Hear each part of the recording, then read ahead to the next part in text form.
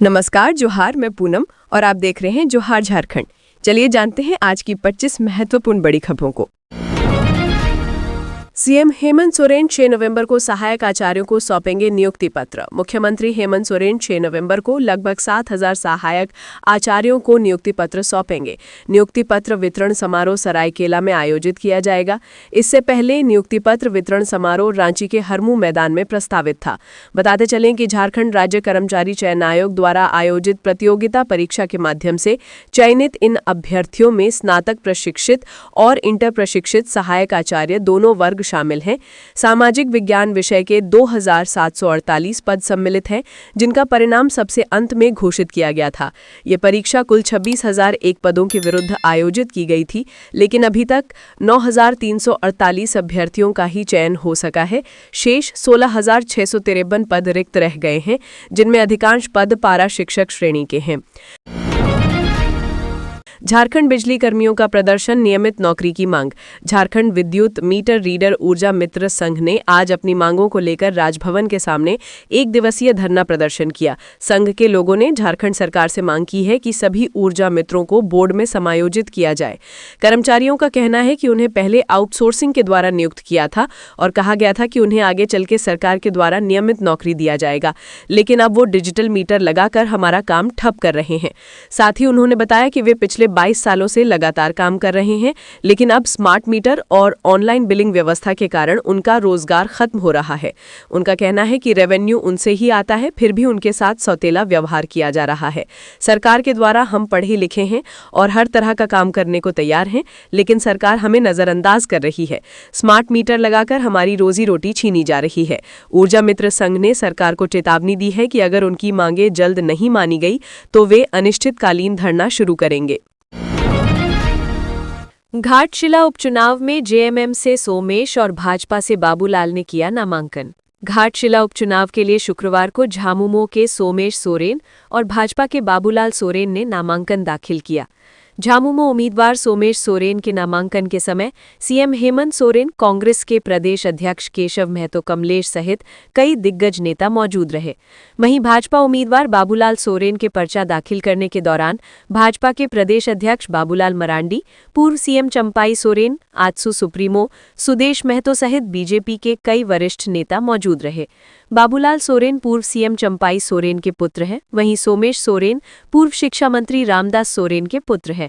बताते चलें कि घाटशिला में 11 नवंबर को मतदान होना है, वहीं 14 नवंबर को परिणाम घोषित किया जाएगा। कुर्मी को एसटी का दर्जा देने की मांग का विरोध, आदिवासियों ने हुंकार महारैली निकालकर दिखाई ताकत।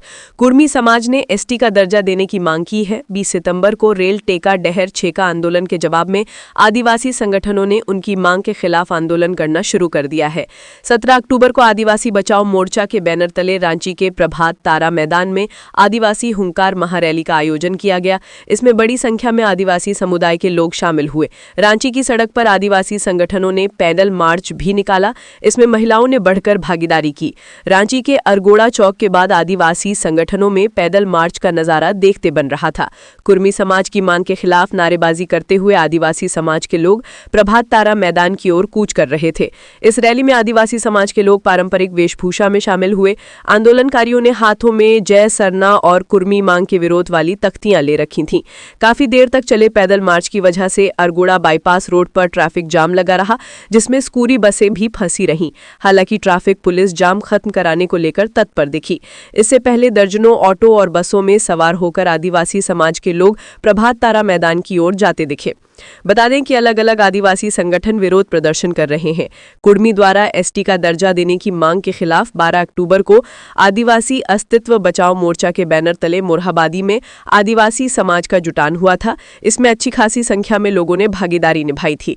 इस दौरान कुर्मी मांग का पुरजोर विरोध किया गया था। फिलहाल आदिवासी संगठनों की ओर से आंदोलन होने पर सोशल मीडिया खींचतान का अखाड़ा बना हुआ है। ट्रैक्टर बाइक की टक्कर में युवक की मौत, आक्रोशित ग्रामीणों ने किया सड़क जाम। पलामू में गुरुवार शाम करीब 6 बजे पांकी मेदिनीनगर मुख्य सड़क पर कोनवाई बस स्टैंड के समीप एक ट्रैक्टर और बाइक की आमने सामने की जोरदार टक्कर में एक युवक की मौत हो गई। मृतक की पहचान हंटरगंज निवासी अभिजीत कुमार उर्फ दुर्गा 20 वर्ष के रूप में की गई है। वो अपने नानी के घर आया हुआ था। दुर्घटना की सूचना फैलते ही शुक्रवार सुबह स्थानीय लोगों ने आक्रोश में पांकी मेदिनीनगर मुख्य मार्ग को कोनवाई बस स्टैंड के पास जाम कर दिया। इससे यातायात घंटों बाधित रहा। सूचना मिलते ही क्षेत्रीय विधायक डॉक्टर कुशवाहा, शशिभूषण महतो, थाना प्रभारी राजेश रंजन और प्रखंड विकास पदाधिकारी ललित प्रसाद सिंह मौके पर पहुंचे। अधिकारियों ने परिजनों को सरकारी सहायता दिलाने का आश्वासन दिया और ग्रामीणों को समझा बुझाकर जाम समाप्त करवाया। युवक की मौत से परिवार में मातम पसला है। वो परिवार का इकलौता पुत्र था। रांची में कारोबारी पर फायरिंग मामला, 6 लोगों को पुलिस ने लिया हिरासत में।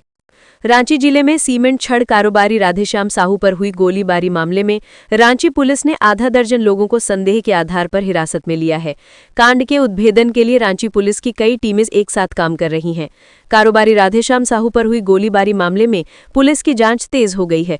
इस मामले में पुलिस ने आधा दर्जन लोगों को संदेह के आधार पर हिरासत में लिया है। हिरासत में लिए गए लोगों में जमीन कारोबारी और बिल्डर शामिल हैं, जबकि पकड़े गए लोगों में 2 रांची के पुंदाग के बिल्डर जमीन कारोबारी शामिल हैं। पुलिस की टीम हिरासत में लिए लोगों से लगातार पूछताछ कर रही है। हालांकि अब तक पुलिस को कोई खास जानकारी नहीं मिली है। वहीं पुलिस की एक टीम आसपास के जिलों में शूटरों की तलाश के लिए गई है। रांची ग्रामीण के पुलिस अधीक्षक प्रवीण पुष्कर ने बताया कि गोलीबारी मामले में कई लोगों को हिरासत में लिया गया है। मामले के खुलासे के लिए अलग अलग टीमें बनाई गई हैं, सभी जांच कर रही हैं। वहीं दूसरी तरफ जमीन कारोबारी पर हुए हमले को लेकर उनके बेटे सज्जन कुमार ने नगड़ी थाना में जमीन कारोबारी पुरुषोत्तम और शशि शेखर समेत अज्ञात के खिलाफ प्राथमिकी दर्ज कराई है। सज्जन की ओर से पुलिस को दिए बयान में कहा गया कि उनके पिता राधेश्याम साहू का जमीन को लेकर पुरुषोत्तम और शशि के साथ विवाद चल रहा था। पुरुषोत्तम के साथ 2.5 एकड़ जमीन को लेकर विवाद है। ये मामला न्यायालय में लंबित है। वहीं 2 माह पूर्व पटना निवासी शशि शेखर ने उनके पिता को फोन पर धमकी भी दी थी और कहा था कि मामले को क्लियर नहीं किया तो जान से मार देंगे। सज्जन ने पुलिस को बताया कि जिस वक्त अपराधियों ने घटना को अंजाम दिया था, उस वक्त उनके स्टाफ संजय सिन्हा, नागेंद्र दुबे और सोमरा उराम मौके पर मौजूद थे। साथ ही सुरक्षा गार्ड की हत्या कर आरोपी खुद पहुंचा थाना। पुलिस को दी पूरी वारदात की जानकारी। परिजनों का रो रो कर बुरा हाल। रामगढ़ जिले के रामगढ़ थाना क्षेत्र के मुराम कला रामगढ़ कॉलेज के समीप बन रहे एक मार्केटिंग कॉम्प्लेक्स में तैनात सिक्योरिटी गार्ड ने अपने ही साथी गार्ड की हत्या कर दी। हत्या का कारण आपसी विवाद बताया जा रहा है। हत्या के बाद आरोपी गार्ड खुद थाना पहुंचा और पूरी वारदात की जानकारी रामगढ़ पुलिस को दी। पुलिस ने आरोपी गार्ड को गिरफ्तार कर लिया और मृतक के शव को पोस्टमार्टम के लिए भेज दिया। जानकारी के अनुसार गुरुवार को सुरक्षाकर्मी सुनील सिंह और शंकर महतो की ड्यूटी लगाई गई थी। किसी बात को लेकर सिक्योरिटी गार्ड के बीच में कहासुनी हो गई। बात इतनी बढ़ गई कि दोनों के बीच हाथापाई भी हो गई, जिसके बाद रात में ड्यूटी के दौरान शंकर महतो ने सुनील सिंह को सोने के दौरान ही धारदार हथियार से हमला कर हत्या कर दी।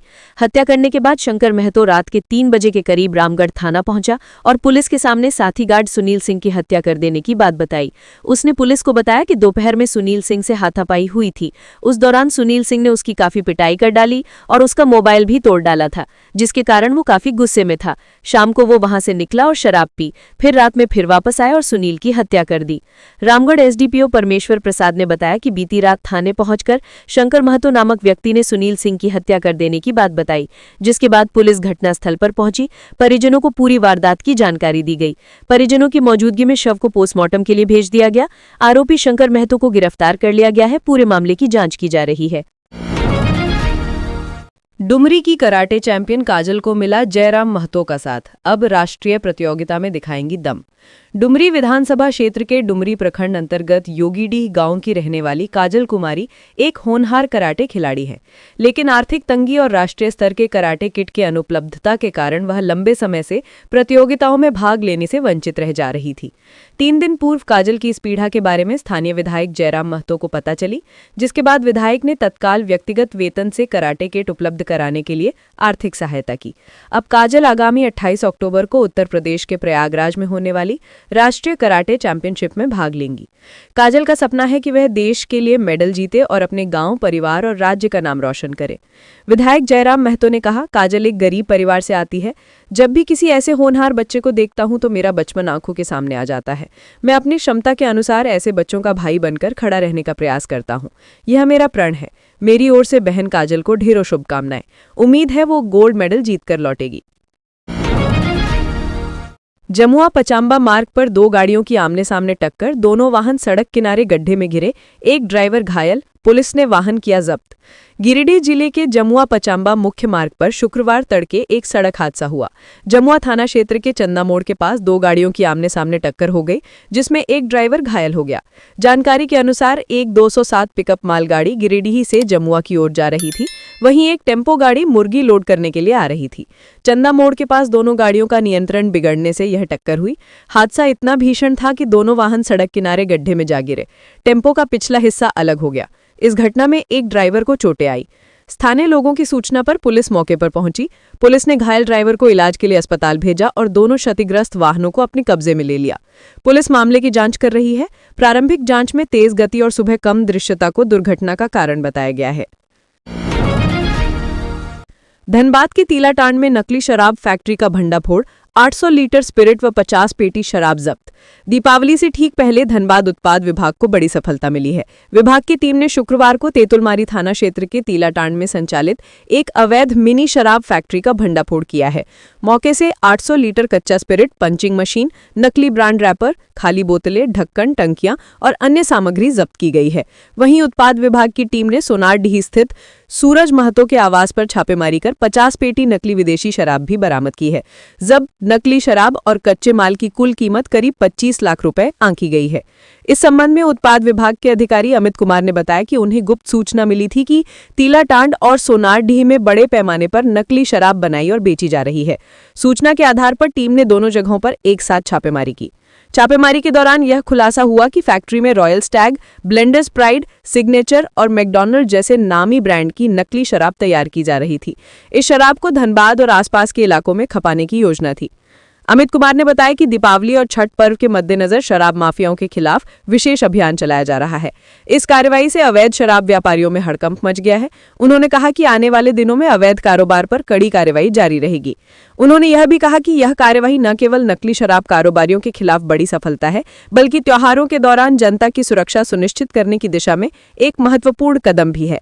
उत्पाद विभाग के अधिकारी ने आम जनता से भी अपील की है कि वे नकली शराब से सावधान रहे और किसी भी संदिग्ध गतिविधि की सूचना उत्पाद विभाग या स्थानीय थाना को तुरंत दे। रिम्स निदेशक का सख्त निर्देश, कर्मियों की अवधि विस्तार में देरी पर होगी कार्रवाई। रिम्स निदेशक प्रोफेसर डॉक्टर राजकुमार ने संस्थान के अनुबंध और दैनिक मजदूरी पर कार्यरत कर्मियों की अवधि विस्तार में हो रही देरी पर चिंता जताई है। कई कर्मियों की अवधि विस्तार समय पर नहीं हो पा रही है, जिसके कारण उनका मानदेय और पारिश्रमिक लंबित हो रहा है।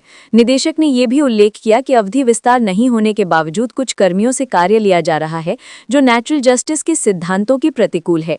उन्होंने सभी नियंत्रकों और प्रशासनिक पदाधिकारियों को निर्देश दिया है कि अपने स्तर से ऐसी सभी संचिकाओं का निष्पादन निर्धारित समय सीमा के भीतर सुनिश्चित करें, ताकि किसी भी कार्यरत कर्मचारी का वेतन या मानदेय लंबित न रहे। प्रोफेसर राजकुमार ने स्पष्ट कहा है कि यदि भविष्य में किसी कर्मचारी का मानदेय या वेतन केवल अवधि विस्तार में लापरवाही के कारण लंबित पाया जाता है, तो संबंधित उत्तरदायी पदाधिकारी के विरुद्ध सख्त कार्रवाई की जाएगी। झारखंड पीसीबी की नई पहल, अब 24/7 कॉल सेंटर व ऐप के जरिए कर सकेंगे प्रदूषण की शिकायत। झारखंड राज्य प्रदूषण नियंत्रण बोर्ड पीसीबी प्रदूषण संबंधी शिकायतों के निवारण के लिए एक कॉल सेंटर स्थापित करेगा। साथ ही एक स्मार्ट डिवाइस ऐप भी डेवलप किया जाएगा।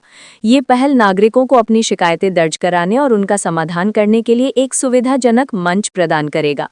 24/7 चालू रहेगा और झारखंड के नागरिकों को प्रदूषण से संबंधित अपनी समस्याओं को दर्ज कराने और उनका समाधान करने के लिए सेवाएं प्रदान करेगा।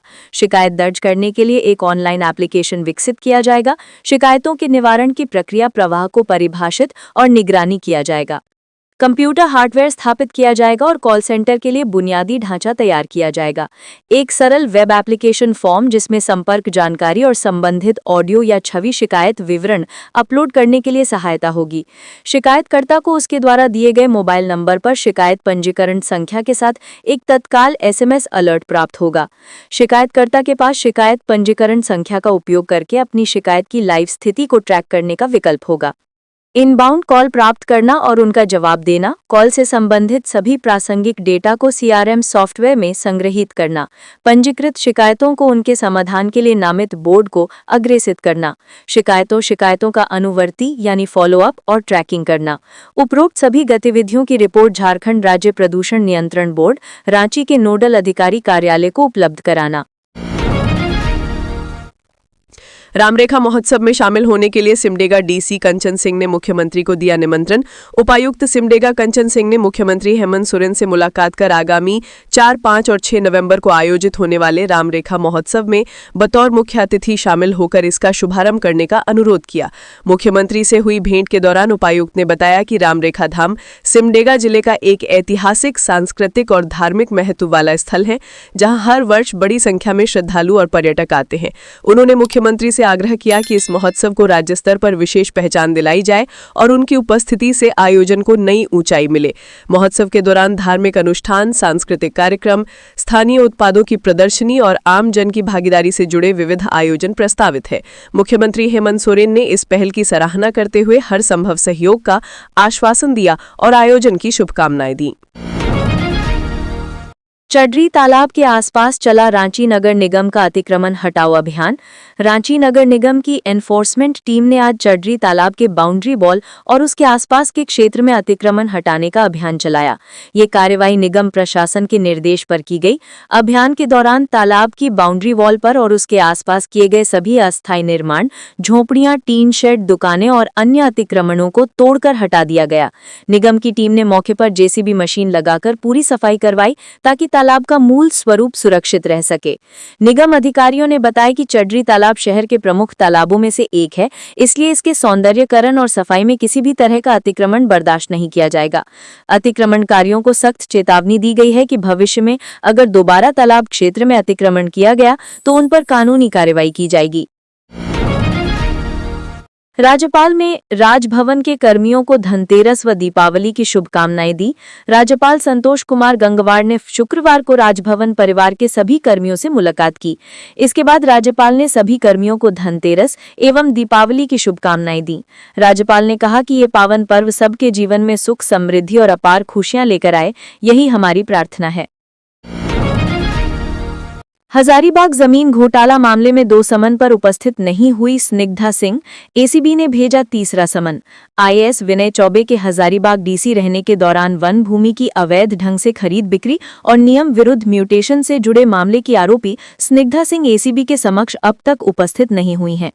ACB ने उन्हें इस केस में पूछताछ के लिए 2 बार समन भेजा है, लेकिन वो अभी तक एजेंसी के समक्ष एक बार भी हाजिर नहीं हुई हैं, जिसके बाद अब ACB ने उन्हें तीसरा समन भेजा है। ACB ने अपने समन में उन्हें एजेंसी के कार्यालय पहुंचकर पूछताछ में शामिल होने का निर्देश दिया है। अब तक इस केस में ACB ने विनय सिंह के करीबी ऑटोमोबाइल कारोबारी विनय सिंह और हजारीबाग के लैंड ब्रोकर विजय सिंह और हजारीबाग के तत्कालीन सदर अंचल अधिकारी शैलेश कुमार को गिरफ्तार किया है। स्निग्धा सिंह ACB की कांड संख्या 11/2025 की नामजद आरोपी है। ACB के मुताबिक जिस भूमि को लेकर प्राथमिकी दर्ज की गई है वो विनय सिंह और उनकी पत्नी स्निग्धा सिंह के नाम है। ये भूमि हजारीबाग के सदर अंचल के थाना नंबर 252 में स्थित है, जिसका खाता नंबर 95, प्लॉट नंबर 155, 160 और 848, जिसका कुल रकबा 28 डिसमिल और खाता नंबर 73, प्लॉट नंबर 812 का रकबा 72 डिसमिल है। ये भूमि सदर अंचल के बभनवे मौजा के हल्का 11 में स्थित है। उक्त खाता प्लॉट की भूमि पर विनय सिंह और उनकी पत्नी स्निग्धा सिंह का दखल कब्जा है और फिलहाल इस पर नेक्स्ट जेन का शोरूम संचालित है। 2 समन जारी होने के बाद स्निग्धा सिंह ने हजारीबाग ACB की स्पेशल कोर्ट में अपनी अग्रिम बेल की गुहार लगाई है, लेकिन फिलहाल उन्हें वहां से भी राहत नहीं मिली है। रांची में धनतेरस को लेकर गुलजार हुआ बाजार। ग्राहकों के रुझान से व्यवसायी खुश। धनतेरस को लेकर बाजार सज चुका है। एक से बढ़कर एक पारंपरिक सामान से लेकर अत्याधुनिक सामान ग्राहकों को लुभा रहे हैं।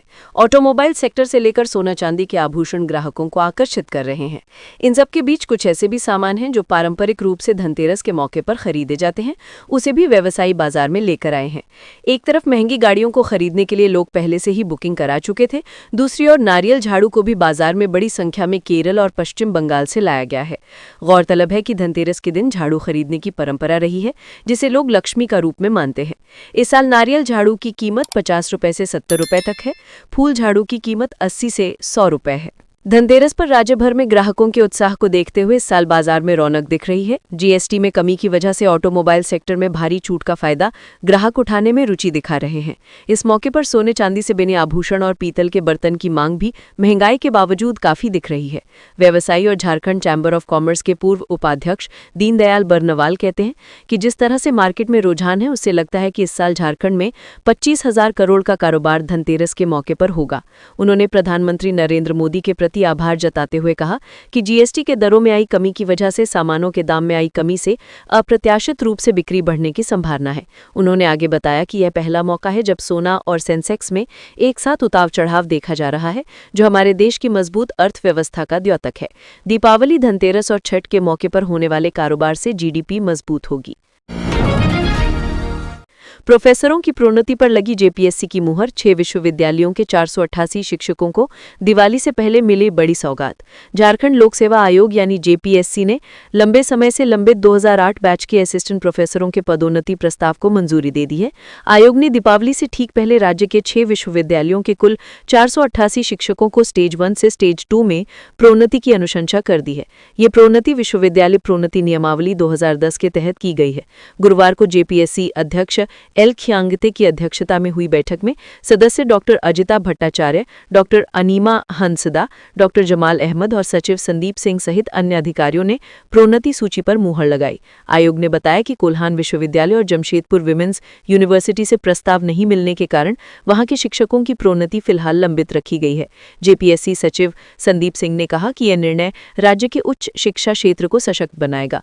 जिन मामलों में आवश्यक कागजात लंबित थे उन्हें नवंबर तक निपटाने का लक्ष्य रखा गया है ताकि कोई योग्य शिक्षक न छूटे। इस बैठक में आयोग ने बिरसा कृषि विश्वविद्यालय में यूनिवर्सिटी प्रोफेसर सह चीफ साइंटिस्ट पद के साक्षात्कार का परिणाम जारी करने का भी निर्णय लिया। झारखंड प्रोफेसर एसोसिएशन ने जेपीएससी और राज्य सरकार को धन्यवाद देते हुए कहा कि ये निर्णय शिक्षकों के मनोबल को बढ़ाने वाला है। एसोसिएशन के अध्यक्ष डॉक्टर राजकुमार ने कहा कि भले ही देर से सही पर यह फैसला उच्च शिक्षा में सकारात्मक ऊर्जा लेकर आएगा। आने वाले समय में इसका लाभ राज्य के विश्वविद्यालयों को मिलेगा। झारखंड ग्रामीण बैंक में घोटाले का आरोपी बैंक मैनेजर गिरफ्तार, फिक्स डिपॉजिट और सेल्फ हेल्प ग्रुप को टारगेट कर अर्जित की करोड़ों की संपत्ति। झारखंड राज्य ग्रामीण बैंक के हुसैनाबाद के दंगवार शाखा में करोड़ों के घोटाला का मामला सामने आया है। घोटाला का आरोप तत्कालीन शाखा प्रबंधक मनोज कुमार सिंह पर लगाए।